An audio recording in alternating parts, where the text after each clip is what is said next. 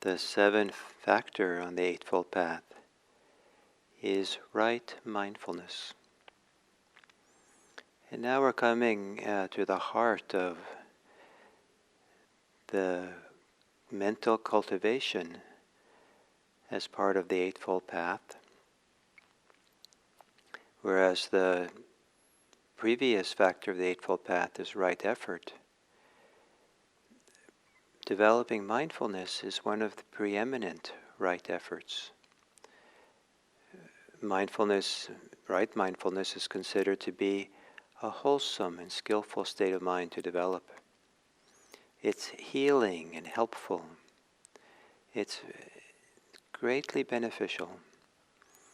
And it creates a very good foundation for all the things we do in our life. It's a foundation for wisdom, for compassion, for care. But as a foundation, it's good to put the foundation in strong and well first, and really have that as a foundation. To have evaluation, wisdom about the world, to have compassion and love for the world. Without a strong foundation, it's a little bit dangerous. It might be that actually the wisdom and the love is not quite wise or loving. It's easy to be fooled or to be a little bit off.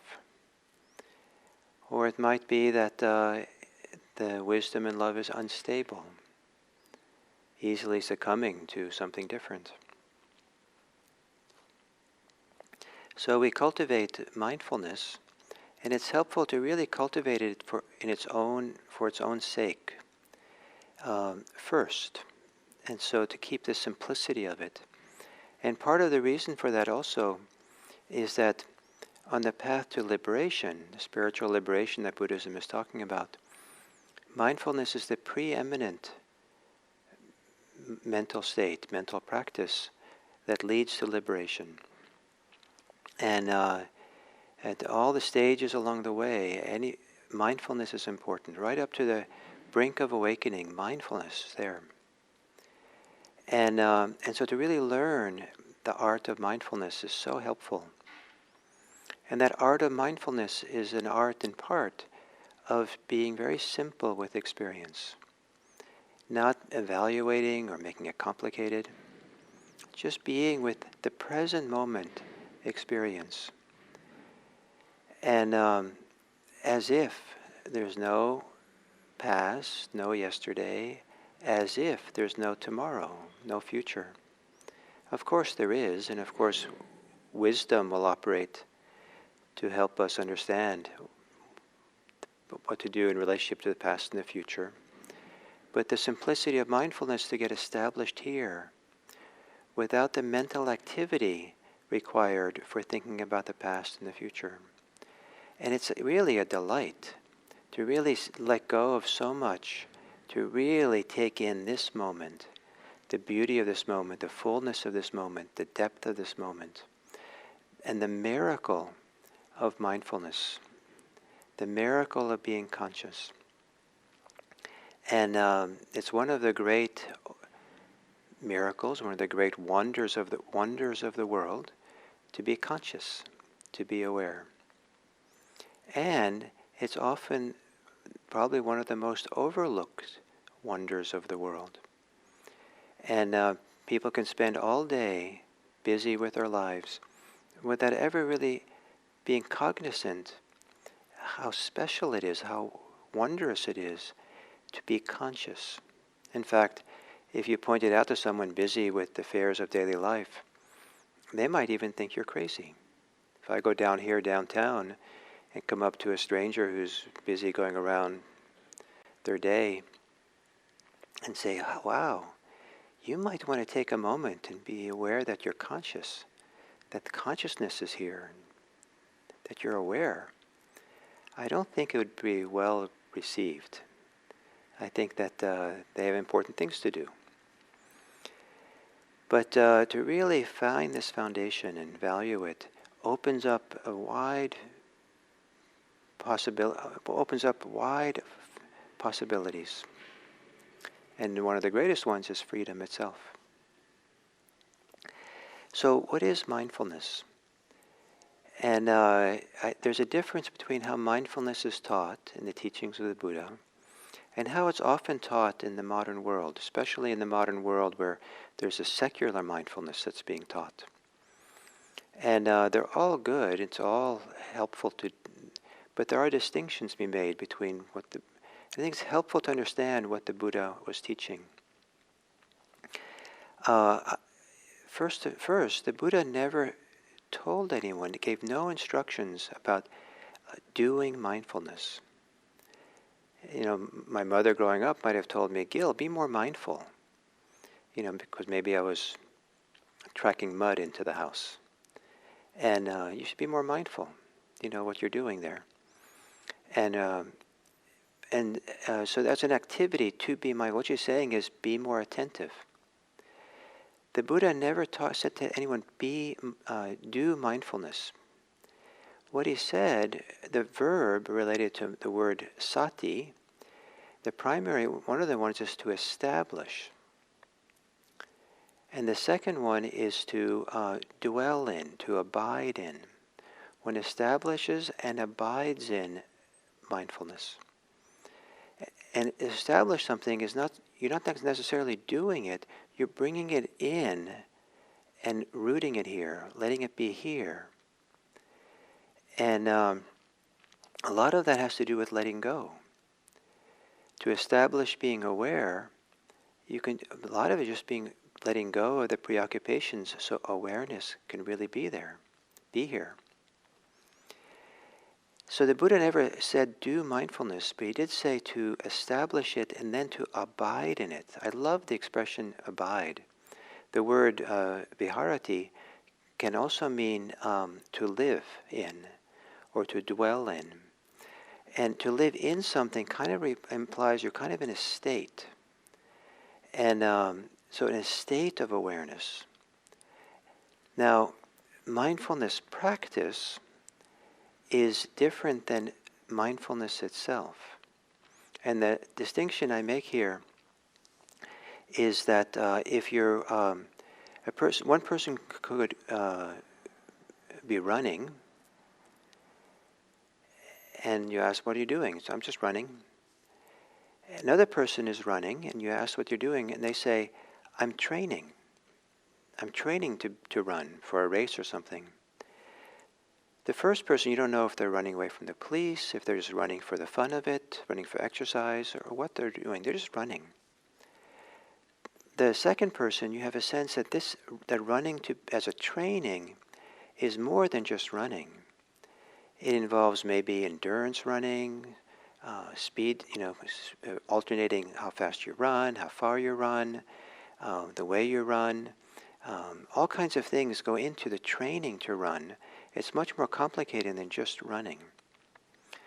So mindfulness training, the mindfulness practice, involves other elements besides being mindful, resting in awareness. And in fact, those other qualities is what gives the mindfulness strength, develops it and makes it stronger so it's more present. And so in the Buddha's instructions on mindfulness, he doesn't tell anyone to practice mindfulness, to do mindfulness as an activity that you do. You establish it enough, and then what you do, and he gives a series of different verbs for what you actually do. And these can be seen as kind of ways of being mindful, of practicing mindfulness. One of the first ones he says, one of the things he does is to cognize, to know, to recognize what's happening.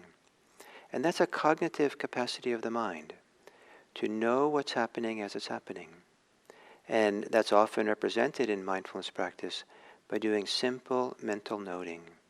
Itch, hearing, breathing, thought, just kind of recognizing what's there. Another practice or activity for cultivating this or establishing mindfulness is to experience, to feel. And whereas the first one, to recognize, is kind of a mental thing. To feel is more of a physical thing. To feel with your body. So with breathing, you can recognize that's an in-breath. That's an expansion of the chest as I breathe. But one also can feel that expansion. We can feel the stretching, the movement of it, and those sensations of the breathing occur in the torso, if that's where you're focusing on. And so it's a sensing. And so part of mindfulness practice is to sense experience. And the balance between how much we are cognitively noting and aware, oh, that's in, that's out, that's an in-breath, that's pressure, that's release of pressure. And how much we're letting the mind be quiet, just sensing the experience. That balance is different for different people, and it's also different for different stages of concentration as we're practicing, as the mind gets stiller and stiller. And also we use whatever it is that helps the mind become more mindful, more still, more open, more inclusive. Another activity of mindfulness practice is to observe and to watch the experience. And this is a kind of around many different religions, they emphasize the value of a watcher, of seeing. And when you watch something, when you observe something with the mind's eye, or with the physical eye, you're not really interfering or changing or acting on what you're observing. You're just seeing it. And so when we observe breathing, observe thinking, we're not acting on it or changing it or anything more than just seeing it, observing it. In the Buddha's teaching, the capacity to observe non-reactively, in a relaxed way, open way, and seeing clearly, is understood to be a fairly deep practice that comes when the concentration is strong. Or to say it differently, that comes when the curtains have been pulled, when the agitation of the hindrances have fallen away, and we can just simply step back and watch. Some experiences are more useful to watch, to observe. Sometimes thinking, we can have all three of these. We can clearly recognize I'm thinking, and that clear recognition can be a little movement of freedom from the thinking. And in that freedom, we come into a little bit more a place of being aware. We can also feel the experience of thinking. Unless thinking is very, very subtle, if you're sensitive enough, you can feel the physicality that comes into play when we're thinking. Sometimes micro muscles that tense up, micro muscles that can be come into play when we're thinking. Emotions can come into play, so we can see, we can feel, and we can cognize. And we have these three different realms of things which are sometimes called mindfulness practice. Some people emphasize more the cognitive, some people emphasize more the sensate, the sensory feeling, and some people emphasize more the observing. And what's appropriate for any given individual varies from day to day, from time to time, and learning how to navigate these different ways of being mindful, how to be present, is guided by the principle of can I just be here with this experience without relaxation, without being for or against. And